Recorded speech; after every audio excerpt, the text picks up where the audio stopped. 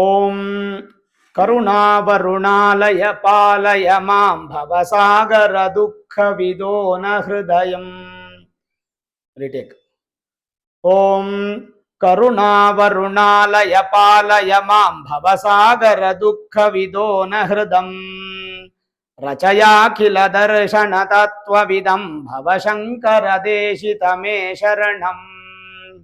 ಸುರಾಚಾರ್ಯಾಯ ವಿದ್ಮಹೇ ಸುರಶ್ರೇಷ್ಠಾಯ ಧೀಮಹಿ ತನ್ನೋ ಗುರುಃ ಪ್ರಚೋದಯಾತ್. ಶ್ರೀ ಗುರುಭ್ಯೋ ನಮಃ. ಹರಿ ಓಂ.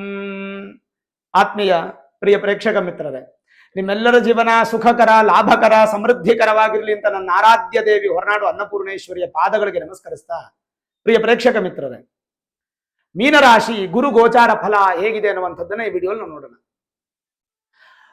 ವೀಕ್ಷಕರೇ, ಕಾಲನೇ ಹಾಗೆ. ಕಾಲದಷ್ಟು ಬುದ್ಧಿವಂತಿಕೆ ಬೇರೆ ಯಾವುದಕ್ಕೂ ಇಲ್ಲ. ಕಾಲೋ ಜಗದ್ಭಕ್ಷಕಃ ಅಂತ ಒಂದು ವಾಕ್ಯ ಬರುತ್ತೆ. ಮೇಲೆ ಹತ್ತದವನು ಕೆಳಗಿಳಿಲೇಬೇಕು, ಕೆಳಗಿಳಿದವನು ತಿರ್ಗಾ ಮೇಲೆ ಹತ್ತಲೇಬೇಕು. ಇದು ಬ್ರಹ್ಮಾಂಡ. ಮೇಲಕ್ಕೆ ಹೋದವನು ಕೆಳಗೆ ಬರಲೇಬೇಕು ಅನ್ನುವಂಥದ್ದನ್ನ ನಮ್ಮ ಹಿರಿಯರು ನಮಗೆ ಹೇಳಿಕೊಟ್ಟಂತ ಒಂದು ದಾರಿ. ಸುಮಾರು 2.5-3 ವರ್ಷಗಳಿಂದ ಮೀನರಾಶಿಯವರಿಗೆ ಅತ್ಯಂತ ಕೆಟ್ಟ ಸಮಯವನ್ನ ಕಂಡಿದ್ದಂಥದ್ದು. ಸುಮಾರು 3 ವರ್ಷಗಳಿಂದ.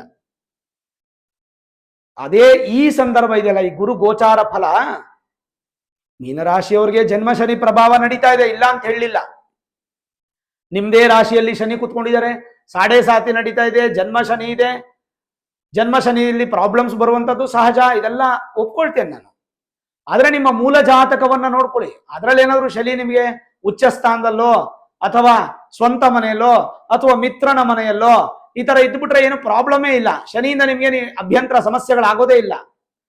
ಮರ್ತು ಬಿಡೋಣ ನಾವು ಶನಿ ಬಗ್ಗೆ. ಅದಕ್ಕೆ ನಿಮ್ ಮೂಲ ಜಾತಕನ ತೋರಿಸ್ಕೊಡಿ, ಏನಾದ್ರೂ ಸುಲಭ ಪರಿಹಾರ ಮಾಡ್ಕೊಳ್ಳಿ, ಒಳ್ಳೆ ನುರಿತ ಜ್ಯೋತಿಷರನ್ನ ಭೇಟಿ ಮಾಡಿ. ಬಟ್ ನಾವು ಗುರು ಬಗ್ಗೆ ಮಾತಾಡೋದಾದ್ರೆ, ಗುರು ಬಂದು ಪೂರ್ವ ಪುಣ್ಯ ಸ್ಥಾನಕ್ಕೆ ಬಂದು ಕೂರ್ತಾ ಇದ್ದಾರೆ 2ನೇ ತಾರೀಕು ಜೂನ್ ತಿಂಗಳು 2026. ಅಲ್ಲಿಂದ ಒಟ್ಟು 379 ದಿನಗಳು, ಅಂದ್ರೆ 2027 ಜೂನ್ 15ನೇ ತಾರೀಕಿನವರೆಗೂ ಸತತ 1 ವರ್ಷಗಳ ಕಾಲಕ್ಕೆ ಗುರು ಅತ್ಯಂತ ಬಲಿಷ್ಠವಾದ ಸ್ಥಾನ, ಪೂರ್ವ ಪುಣ್ಯ ಪಂಚಮ ಸ್ಥಾನ.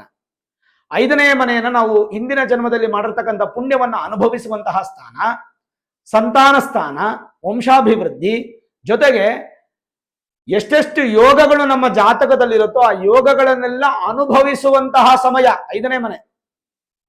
ಅಲ್ಲಿ ಗುರು ಬಂದು ಕುತ್ಕೋತಾ ಇದ್ದಾರೆ. ಅದು ಉಚ್ಚ ಸ್ಥಾನಕ್ಕೆ. ನಿಮ್ಮ ರಾಶ್ಯಾಧಿಪತಿ ಯಾವುದು? ಮೀನ ರಾಶಿಗೆ ಅಧಿಪತಿ ಯಾರು? ಗುರು. ನಿಮ್ಮ ರಾಶ್ಯಾಧಿಪತಿ ಗುರು ತನ್ನ ಎಕ್ಸಾಲ್ಟೆಡ್ ಪೊಸಿಷನ್ ಉಚ್ಚ ಸ್ಥಾನಕ್ಕೆ ಬಂದು ಕೂರ್ತಾ ಇದ್ದಾರೆ. ಅತ್ಯಂತ ಬಲಿಷ್ಠವಾದಂತ ಒಂದು ಸ್ಥಾನ ಅದು, ಅತ್ಯಂತ ಬಲಿಷ್ಠ. ಯಾಕೆ ಬಲಿಷ್ಠ ಅಂದ್ರೆ, ಈಗ 7ನೇ ಮನೆಗೆ ಬಂದ್ರು ಗುರುಬಲ ಇರುತ್ತೆ, 9ನೇ ಮನೆಗೆ ಬಂದ್ರು ಗುರುಬಲ ಇರುತ್ತೆ, 11ನೇ ಮನೆಗೆ ಬಂದ್ರು ಗುರುಬಲ ಇರುತ್ತೆ, 2ನೇ ಮನೆಗೆ ಬಂದ್ರು ಗುರುಬಲ ಇರುತ್ತೆ. ಆದ್ರೆ ಉಚ್ಚ ಸ್ಥಾನ ಆಗೋದಿಲ್ಲ. ಉಚ್ಚ ಸ್ಥಾನ ಅಂತಂದ್ರೆ ಅದು ಖಂಡಿತ 5ನೇ ಮನೆ ಮಾತ್ರ ಮೀನರಾಶಿಯವರಿಗೆ. ಅಂತಹ ಸ್ಥಾನಕ್ಕೆ ಬರುವಂತಹ ಗುರು ನಿಮ್ಮ ರಾಶ್ಯಾಧಿಪತಿ 100% ಆದ್ರೆ 100% ಫಲವನ್ನು ಕೊಡ್ತಾರೆ. ಯಾಕೆಂದ್ರೆ ಗುರು ಬಂದು ಧನಕಾರಕ. ಹಣದ ವಿಚಾರದಲ್ಲಿ ನಿಮಗೆ ಹಿನ್ನಡೆನೇ ಇಲ್ಲ, ಅನುಕೂಲಗಳು, ಚೆನ್ನಾಗಿ ಸಂಪಾದನೆ, ಒಳ್ಳೆಯ ಅಭಿವೃದ್ಧಿ, ಒಳ್ಳೆಯ ಸನ್ಮಾನ, ಮಾರ್ಗಸೂಚಿ, ಮನೆ ಕಟ್ಟೋದೇನು, ಗೃಹ ಪ್ರವೇಶ ಮಾಡೋದೇನು, ಭೂಮಿ ಖರೀದಿ ಮಾಡೋದೇನು, ಫಿನಾನ್ಷಿಯಲ್ ಆಗಿ ಸೆಟ್ಲ್ ಆಗೋದೇನು, ಪ್ರತಿಯೊಬ್ಬ ಮೀನರಾಶಿಯವರಿಗೂ ಗುರು ಕೂಡ ಬಹಳ ಬಹಳ ಬಹಳ ಅನುಕೂಲ ಮಾಡ್ತಾರೆ. ಗ್ರಹ ಸ್ಥಿತಿಗಳ ಬದಲಾವಣೆ ಗ್ರಂಥ ಏನ್ ಹೇಳುತ್ತೆ ನಾವು ಅದನ್ನ ನೋಡೋಣ. ಸುಮ್ಮನೆ ಬಾಯಿ ಮಾತಲ್ಲಿ ಹೇಳೋದಲ್ಲ, ಗ್ರಂಥದ ಆ ಅನುಸಾರದ ಮೇಲೆ ಹೇಳುವಂಥದ್ದು ಏನು? ಪುತ್ರಾತ್ ದೇವ ಮಹೀಪುಷ್ಪ ಪಿತೃಧನಿ ಪುಣ್ಯಾನಿ ಸಂಚಿಂತಯೇತ್ ಪ್ರಜ್ಞಾ ಪ್ರತಿಭಾ ಮೇಧಾ ವಿವೇಕ ಶಕ್ತಿ ಪುರಾತನಂ ಪುಣ್ಯಂ ಮಂತ್ರ ಮಾತೃ ತನೂಜಾಹ ಪಂಚಮಾಭಾತ್ ಸೌ ಮನಸ್ಯಪಿ ಚಿಂತ್ಯಂ.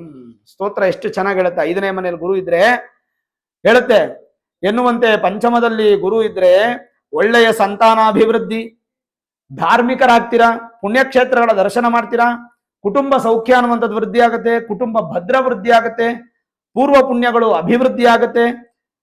ಮಾನಸ ಸಾಗರಿ ಗ್ರಂಥದಲ್ಲಿ ಹೇಳುತ್ತೆ, ಸರ್ವ ಪೂಜಿತರು, ಅದೃಷ್ಟವಂತರು, ಶಾಸ್ತ್ರ ಹಾಗೂ ದೇವತಾರಾಧನೆಯನ್ನ ಪ್ರಸಿದ್ಧಿ ಹೊಂದುವಂತವರು, ನಿರ್ಮಲ ಬುದ್ಧಿ, ಮಂತ್ರ ಸಿದ್ಧಿ ಉಳ್ಳವರಾಗಿ ಯಥೇಚ್ಛವಾದಂತಹ ಸುಖ ಸಂತೋಷವನ್ನ ಪಡೆಯುವಂತವರಾಗ್ತೀರಾ. ಜೊತೆಗೆ ನಿಮ್ ರಾಶ್ಯಾಧಿಪತಿ ಗುರು ಪಂಚಮದಲ್ಲಿದ್ರೆ ಅದೊಂದು ಫಲ ಹೇಳುತ್ತೆ.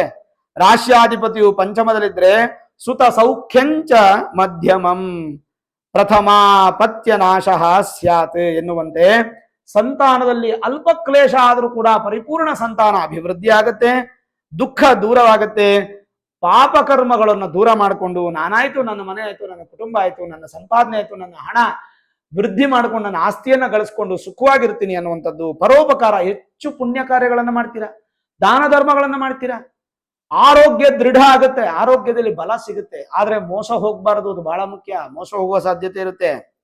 ಜೊತೆಗೆ ಭೂಮಿ, ವಾಹನ, ಗೋವಿನ ಸಂಪತ್ತು ಇದೆಲ್ಲ ಸಮೃದ್ಧಿಯನ್ನು ಹೊಂದಿ ವಿಶೇಷವಾಗಿ ತಾಯಿಯ ಆಶೀರ್ವಾದ, ಆಸ್ತಿಯನ್ನ ಗಳಿಸುವಂತಹ ಯೋಗ ಅನ್ನುವಂಥದ್ದು ಪ್ರಾಪ್ತಿಯಾಗುತ್ತೆ. ಇದಲ್ಲದೆ ದಶಮಾಧಿಪತಿ ಪಂಚಮದಲ್ಲಿದ್ರೆ ಏನು ಫಲ? ಹತ್ತನೇ ಮನೆನ ನಾವು ದಶಮ ಸ್ಥಾನ ಅಂತೀವಿ. ದಶಮಾಧಿಪತಿ ಪಂಚಮದಲ್ಲಿದ್ರೆ ಏನು ಫಲ ಅನ್ನುವಂಥದ್ದು ನೋಡೋದಾದ್ರೆ ಅದು ವಿಶೇಷವಾಗಿ ಹೇಳುತ್ತೆ. ದಶಮಾಧಿಪತಿಯು ಪಂಚಮದಲ್ಲಿದ್ದಾಗ ಇದೊಂದು ರಾಜಯೋಗ ಉಂಟಾಗುತ್ತದೆ. ಮಕ್ಕಳ ಮೂಲಕ ಉದ್ಯೋಗದಲ್ಲಿ ಅಭ್ಯುದಯ. ದಶಮಾಧಿಪತಿಯು ಪಂಚಮ ಸ್ಥಿತಿಯೇ ಶುಭಪ್ರದ. ವಿಶೇಷವಾಗಿ ಪುಣ್ಯಕರ್ಮಗಳು ಸಿದ್ಧಿ, ಮಕ್ಕಳಲ್ಲಿ ಒಂದು ಅಭಿವೃದ್ಧಿಯನ್ನ ಕಾಣಬಹುದು. ಸಂತಸ, ಕುಟುಂಬ ವೃದ್ಧಿಯಾಗಿ ಸಮಾಜ ಉಪಯೋಗಿ ಸಂಸ್ಥೆಗಳಲ್ಲಿ ಅಭಿವೃದ್ಧಿಯನ್ನು ಪಡ್ಕೊಂಡು 10 ಜನಕ್ಕೆ ಉದ್ಯೋಗ ಕೊಡುವಂತಹ ಯೋಗ. ಜೊತೆಗೆ ರೈತರಿಗೆ ಅಂತೂ ಅದ್ಭುತ. ಯಾರ್ಯಾರು ಹಸು, ಕುರಿ, ಕೋಳಿ ತರ ಸಾಗಣೆ ಮಾಡ್ತೀರಾ ತುಂಬಾ ಒಳ್ಳೇದು. ಕೆಟ್ಟ ಮನಸ್ಸು ದೂರವಾಗಿ ಉತ್ತಮವಾದಂತಹ ಸಹಾಯ ಮಾಡ್ತೀರಾ. ನಿಮ್ ಸುತ್ತೂ ಇರತಕ್ಕಂಥವ್ರು ಯಾರನ್ನೂ ನೀವು ಕೈ ಬಿಡೋದಿಲ್ಲ. ಅಷ್ಟೊಂದು ಅದ್ಭುತವಾಗಿರುತ್ತೆ ಮೀನರಾಶಿಯವರಿಗೆ. ಜೊತೆಗೆ ಹಠಾತ್ ಅದೃಷ್ಟ, ದಿಢೀರಂತ ಧನ ಯೋಗ ಅನ್ನುವಂಥದ್ದು ಪ್ರಾಪ್ತಿ ಆಗುತ್ತೆ. ಇನ್ನು 5ನೇ ಮನೆಯಲ್ಲಿ ಫಲಗಳನ್ನ ಜನರಲೈಸ್ ಆಗಿ ನೋಡೋದಾದ್ರೆ ಯಾವ ತರ ಇರುತ್ತೆ ಅನ್ನುವಂಥದ್ದನ್ನ ಒಂದು ಲಿಸ್ಟೇ ಕೊಡ್ತೀನಿ ನೋಡಿ. ಉತ್ತಮ ಸಂತಾನ, ಶಾಸ್ತ್ರಗಳನ್ನ ಕಲಿಯುವಂಥದ್ದು, ಜ್ಞಾನವಂತ, ಯೋಚನಾ ಶಕ್ತಿ, ಬುದ್ಧಿವಂತಿಕೆ, ಶೀಘ್ರವಾದಂತಹ ಸಂತಾನ ಪ್ರಾಪ್ತಿ, ಹಣವಂತರಾಗಿ ಹೆಸರನ್ನ ಮಾಡ್ತೀರಾ, ವಿಚಾರನ ನಡೆಸಿ ಅಭಿವೃದ್ಧಿಯಾಗಿ ನಿಮ್ಮ ಜೀವನದಲ್ಲಿ ನಿಮಗೆ ಇರ್ತಕ್ಕಂತಹ ಕೋರ್ಟು, ಕೇಸು, ಸ್ಟೇಷನ್ ಇಶ್ಯೂಸ್ ಎಲ್ಲ ಕ್ಲಿಯರ್ ಆಗುತ್ತೆ.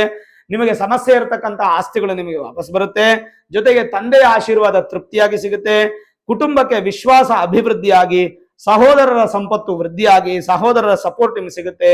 ಜೊತೆಗೆ ವಿಶೇಷವಾಗಿ ಅಭಿವೃದ್ಧಿಯನ್ನ ಪಡ್ತಾ ದೀರ್ಘಾಯುಷ್ಯ ಯೋಗವನ್ನ ಪಡ್ಕೊಂಡು ವಿದ್ಯೆಯಲ್ಲಿ ಉತ್ತಮ, ವ್ಯಾಪಾರದಲ್ಲಿ ಉತ್ತಮ, ಉದ್ಯೋಗದಲ್ಲಿ ಉತ್ತಮವನ್ನ ಬಯಸಿ ಮಾತೃವಿನ ಸುಖ, ತಾಯಿಗೆ ಹೆಚ್ಚು ಸುಖವನ್ನ ಕೊಡುವಂತವ್ರು. ಜೊತೆಗೆ ವಸ್ತು, ವಸ್ತ್ರ ಇವೆಲ್ಲ ಹೆಚ್ಚು ಖರೀದಿ ಮಾಡ್ತೀರಾ. ಲ್ಯಾವಿಶ್ ಲೈಫ್ ಅನ್ನು ಎಂಜಾಯ್ ಮಾಡ್ತೀರಾ. ವಾಹನ ಯೋಗ ಅಂತೂ ನಿಮ್ಗೆ ತುಂಬಾ ಚೆನ್ನಾಗಿರುತ್ತೆ. ಮತ್ತೆ ಆಚಾರ ವಿಚಾರ, ಧರ್ಮ, ಶಾಸ್ತ್ರ, ದೇವಸ್ಥಾನ, ಪುಣ್ಯಕ್ಷೇತ್ರ, ದಾನ ಧರ್ಮಾದಿಗಳನ್ನ ಹೆಚ್ಚು ಮಾಡುವಂಥದ್ದು. ಸ್ವಂತ ಖರ್ಚನ್ನ ಹೆಚ್ಚು ಮಾಡ್ಕೊಳ್ತೀರಾ. ಪ್ಲಾನ್ಡ್ ಆದಂತ ಲೈಫ್ ಅನ್ನ ಲೀಡ್ ಮಾಡ್ತೀರಾ. ಅದೆಲ್ಲ ತುಂಬಾ ಚೆನ್ನಾಗಿರುತ್ತೆ. ಕಾನೂನಿನ ಅಭಿವೃದ್ಧಿ ಆಗ್ತಾ ಪಾಸಿಟಿವ್ ಆಗುತ್ತೆ. ಒಂದು ಒಳ್ಳೆ ಗೌರವ, ಅಧಿಕಾರ ಸಿಗುವಂತ ಯೋಗ. ಚತುರ ಬುದ್ಧಿ ಅನ್ನುವಂಥದ್ದು ಹೆಚ್ಚು ಸಿಗುತ್ತೆ.